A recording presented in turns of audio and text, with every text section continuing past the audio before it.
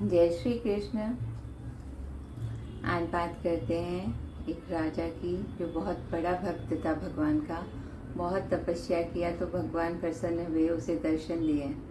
तो राजा बड़ा आनंदित था। भगवान ने पूछा क्या मांगना चाहते हो, तो राजा ने कहा जो मुझे अनुभव हुआ है, जो मुझे आपका दर्शन करके जितना मैं आनंदित हुआ हूँ, ये आनंद मेरे परिवार को, मेरी प्रजा को, सबको मिले।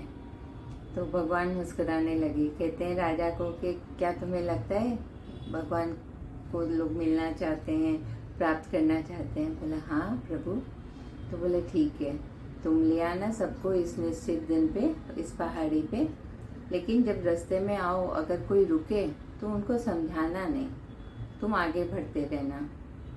बोला ठीक है प्रभु।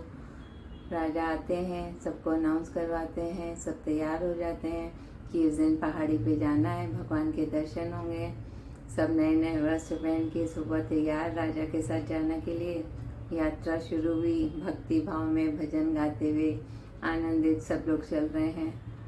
थोड़ी दूर जाते हैं तो वहाँ पे खाद्य सामग्री का ढेर होता है। इतनी खाद्य सामग्री, इतनी तरह तरह की कि कुछ लोग नहीं, बहुत सारे लोग वहीं रुक जाते हैं कि इतना सामग्री तो हमने कभी देखी भी नहीं है और ऐसी ऐसी सामग्री है खाने की, तो हम तो यही ले लेते हैं, अभी आगे भगवान मिलेंगे कि नहीं मिलेंगे किसको पता।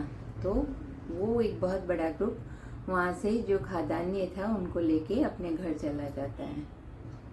उसके आगे वहाँ पे था घर बनाने का सामान, दिखावट, सजावट, इन सब का सामान था।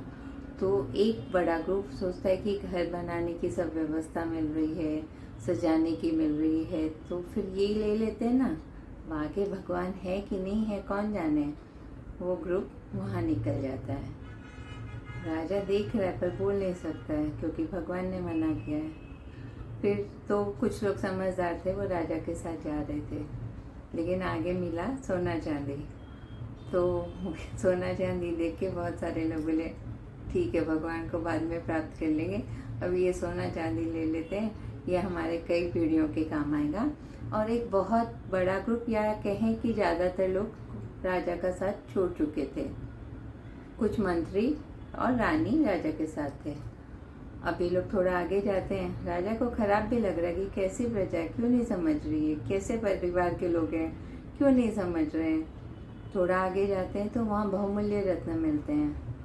तो मंत्रियों ने देखा कि भाई राजा के पास तो बहुत रत्न देखे थे हमने, पर इतने दिव्य रत्न नहीं देखे कभी। और वो मंत्रियों ने कहा कि भाई ये रत्न ले लेते हैं, और राजा को जयराम जी की और वो रत्न की पोटली ली और चले गए। बची रानी और राजा। रानी के मन में भी एक क्षण के लिए आया था कि मेरे पास रत्न तो बहुत हैं, लेकिन इतने दिव्य रत्न नहीं हैं। लेकिन रानी समझदार थी, उन्होंने कहा कि नहीं, मैं अपने राजा का साथ दूंगी। और दोनों पहुंचते हैं चोटी पे। वहाँ उन्हें भगवान के दर्शन होते हैं। दोनों आनंदित हैं, अपने आप को बहुत खुशनसीब समझ रहे हैं कि प्रभु के दर्शन हुए। रानी भी बहुत आनंदित है। अब भगवान मुस्कुराते हुए पूछ रहे राजा से क्या हुआ, तुम्हारी प्रजा, तुम्हारा परिवार? तो राजा भी बोला भाई क्या करूँ, मुझे तो समझ में नहीं आ रहा है कि लोगों ने ऐसा क्यों किया। तो भगवान ने कहा कि लोग आते हैं भगवान के पास, भगवान को मांगने के लिए नहीं आते, कभी भी भगवान को प्राप्त करने के लिए नहीं आते, वो आते हैं भगवान की बनाई हुई वस्तुओं को प्राप्त करने के लिए।